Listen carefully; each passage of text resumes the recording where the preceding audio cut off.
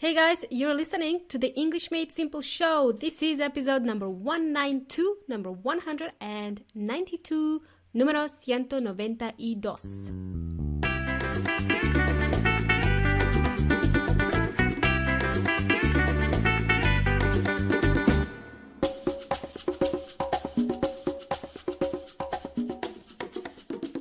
Welcome to English Made Simple, everybody. Welcome to the show. My name is Milena from EnglishMadeSimple.net, EnglishMadeSimple.net. Hope everybody is doing well. Hope everyone is well. Hope everyone is fine and dandy. All right, before I carry on with the episode, I want to mention that this episode is brought to you by an audiobook I created just for you, as I know that most of you prefer to learn English by listening to audio more than watching videos, okay? The audiobook is called 5 Simple to Remember Phrases that will make you sound clear and confident when speaking over the phone. And you can get it by visiting EnglishMadeSimple.net/phone. Remember, we spell phone with a P, P-H-O-N-E. Do I have to spell this word, amigos? Okay, here's the link again, EnglishMadeSimple.net/phone, P-H-O-N-E. Basically, what you get in this audiobook is an ebook. You get an ebook plus an audio file. So you get an ebook that contains 5 phrases to use over the phone, some phrases that are very simple to remember. It also includes examples, how to use those phrases, and also an explanation of those phrases, what they mean, and when to use them. You will also get the audio files so that basically you can listen to the audio and read at the same time, or you can just listen to the audio, whichever you prefer. So the idea is that you download the ebook and also play the audio at the same time. But again, it's up to you how you want to use this audiobook. Anyway, try it. I would really love your feedback. I would really love to hear some feedback from you guys, some comments. It is something new to me and it's completely different to what I am used to creating, okay? So I would love to hear from you guys if you found this audiobook helpful. Was it easy to follow, to understand? Was it useful to you? I would love to know your comments, so make sure you email me, okay? If you're driving right now, stop, email me, okay? Just joking, don't do that, all right? Just go to EnglishMadeSimple.net/phone. Cool bananas, you can get it there. Now, well, that's out of the way. Let's move on with today's show. So, in addition to preparing this audiobook, I had been busy with more packing, putting stuff into boxes and cleaning and organizing more stuff to come from Melbourne. So as you can see, this is a never-ending story, moving and relocating. But let me just quickly explain a bit why I'm doing this. So I'm in the middle of moving suburbs in Adelaide. Suburb is just a small area where I live. So I'm moving from the city area, somewhere closer to the beach. And also I'm organizing other things. I'm not just moving, I'm organizing renovations for this apartment because my husband and I decided to buy an apartment in Adelaide. We decided to settle down for another couple of years here in Adelaide, or maybe a year, I don't know yet. We'll see. Yes, I know, who would have imagined last year that something like this would happen, that I was going to stay here a bit longer. I know, oh my gosh. So if you have been listening to the show for a while, you've been listening to me a lot for a couple of years, and you've probably heard me complain and moan about Adelaide. I used to live in Melbourne City. It was busier. It's bigger. A lot of things happening in Melbourne. It was a really bustling city. Then I moved to this big country town called Adelaide with a population of 1 million people. Some magpies, birds that attack. There is an episode about that actually. I talked about how one bird attacked me in Adelaide. That was like first month of living in Adelaide. And of course we've got snakes, the most poisonous snakes, the most venomous snakes in the world here in Adelaide. Somewhere, I haven't seen one, but anyway, they're here, and also sharks. We have sharks. It's cool. Right, everybody's here. So anyway, here we are. We are adapting as well. My husband and I are adapting to our new surrounding in Adelaide, to the new environment, if you will. And also, guys, please be patient while I get myself settled in properly. That's all I wanted to say to you. We will be moving again soon, maybe next month or 2 weeks, maybe. Time flies, who knows. So I will be releasing a couple of episodes a bit later, so don't be surprised. Now you know why.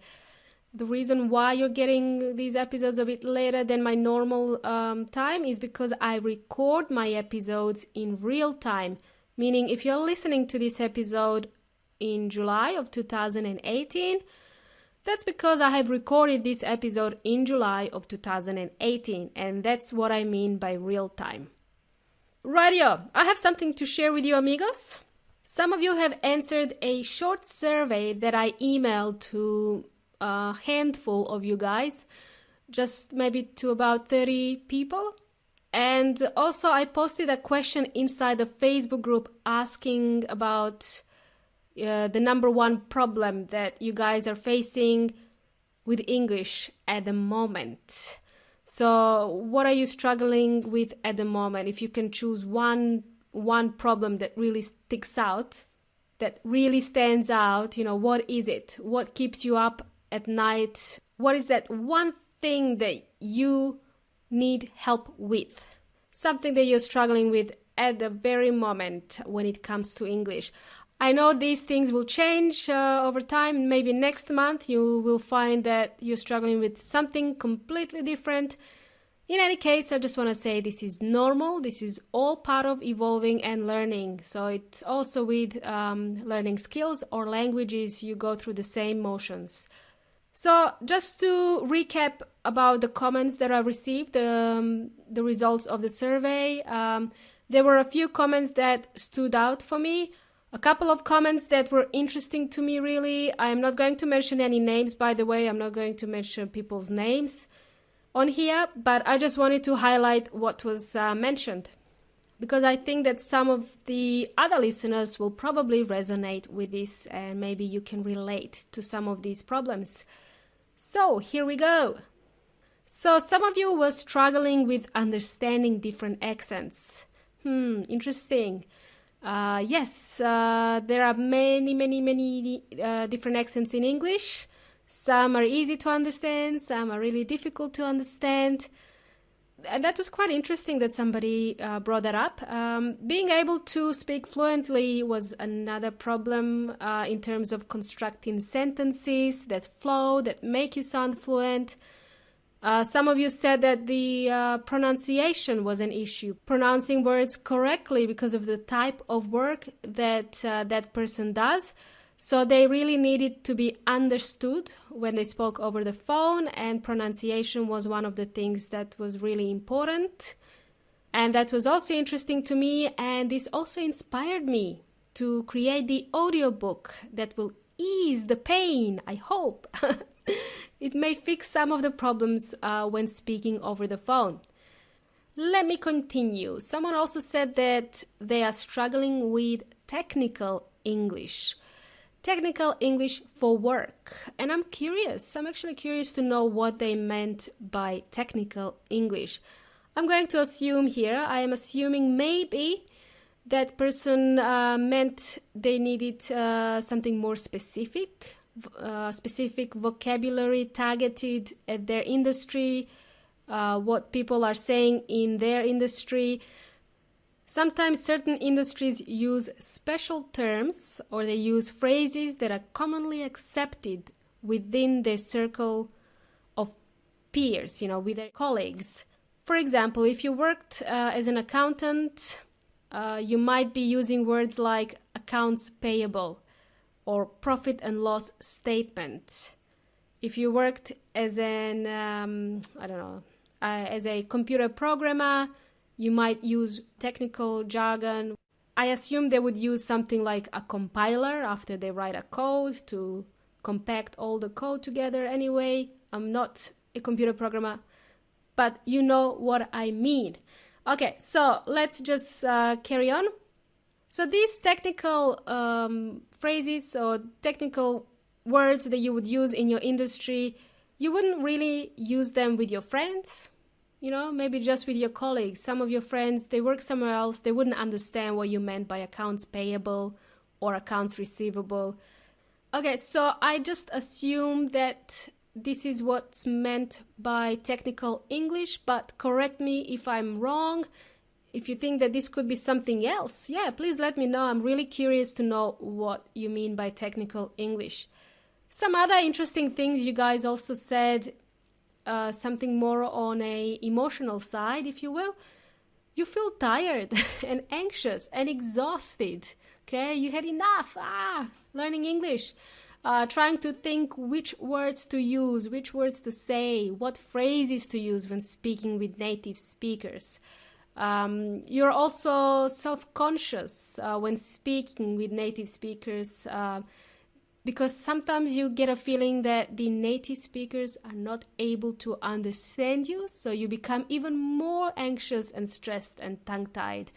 I know. I used to be there as well. This is just a phase. This will go away the more you practice. All right.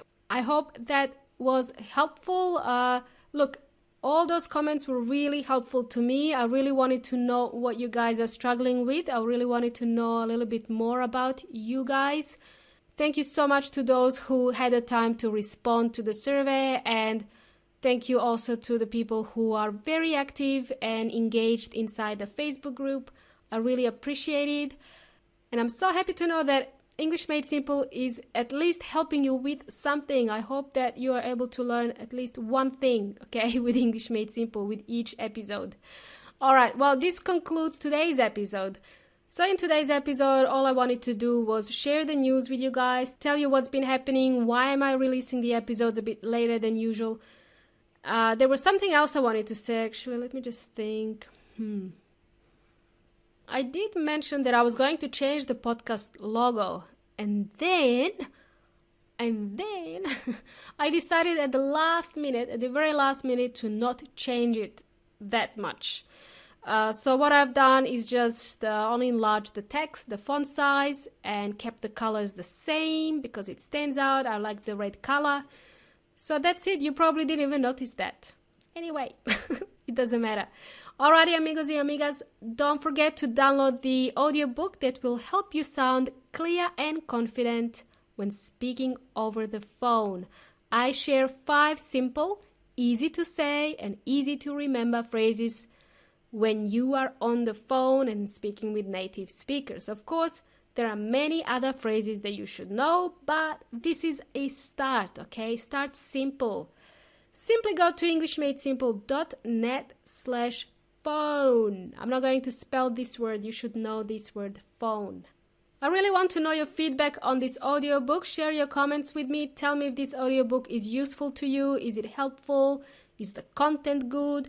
Is it missing something? Do you need to learn more phrases? Did you understand everything in the audiobook?